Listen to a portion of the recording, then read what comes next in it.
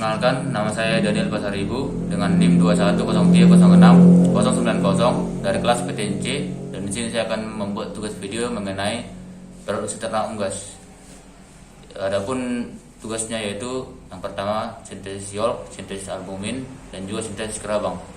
Dimulai dari sintesis yolk, di mana yolk tersusun dari kurang dari 50% air dan juga 50%-nya lagi tersusun dari protein dan lipid dengan perbandingan 1:2. Kemudian lipid dalam bentuk yolk berbentuk lipoprotein.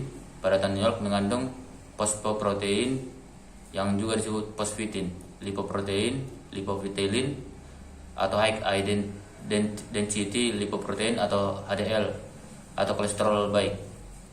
Karbohidrat yolk adalah polisakarida dalam bentuk mannose glukosamin. Pembentukan atau sintesis komponen-komponen yolk yaitu dimulai dari fitogenesis yang berlangsung dalam hati di bawah koordinasi hormon-hormon gonadotropin dan juga steroid.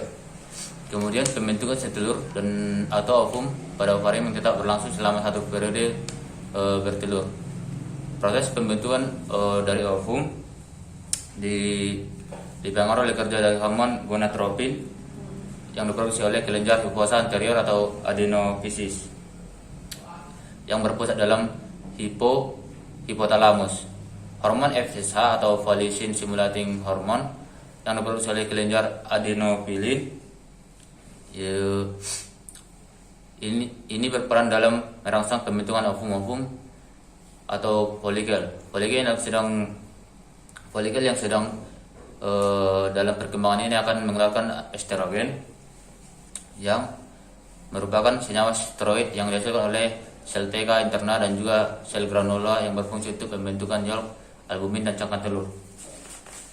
Kemudian masuk ke sintesis albumin, yang dimana protein dari albumin terdiri dari ovalbumin 54%, ovotransferin atau konalbumin sebanyak 13%, ovomucin 11%, ovoglobulin 8%, lisosmin 3,5%, ovomucin 1,5 sampai 3%. Terdapat juga beberapa protein dengan level yang sangat kecil yaitu 0,05%, pelapoprotein 0,8%, ovamaglobin 0,5%, dan juga oligoglycoprotein 0,5-1% dan papain inhibitor sebanyak 0,1%. Hormon steroid memiliki peran penting dalam sintesis protein pada oviduk, yang dimana albumin disekresikan oleh magnum yang merupakan bagian oviduk. Adapun penjelasan mekanisme dari tabel sintesis protein sintesis albumin yaitu estrogen larut dalam lipida melewati membran sel. Kemudian diikat oleh reseptor estrogen, ya ini. Kemudian kompleks estrogen dan reseptornya membentuk menjadi 5S, yang ini. Bentuk ini adalah pembawa pesan kedua yang memasuki nukleus sel, yang ini, dan menuju ke ribosom untuk dinatralisasi menjadi protein yang spesifik seperti albumin atau gualbumin dan protein khas telur lainnya. Kemudian yang ketiga masuk ke sintesis kerabang, yang dimana beberapa peneliti melaporkan bahwa hormon steroid dan prolaktin yang terlibat dalam pembentukan kerabang telur melalui proses yang kompleks ditandai dengan peningkatan secara periodik yang hanya ketika dalam fase bertelur dan meningkatnya total kalsium plasma. Adapun yakni kalsium binding protein CSP telah diidentifikasikan menjadi kelenjar kerabang dan kira bertindak sebagai transport kalsium. Sintesis CABT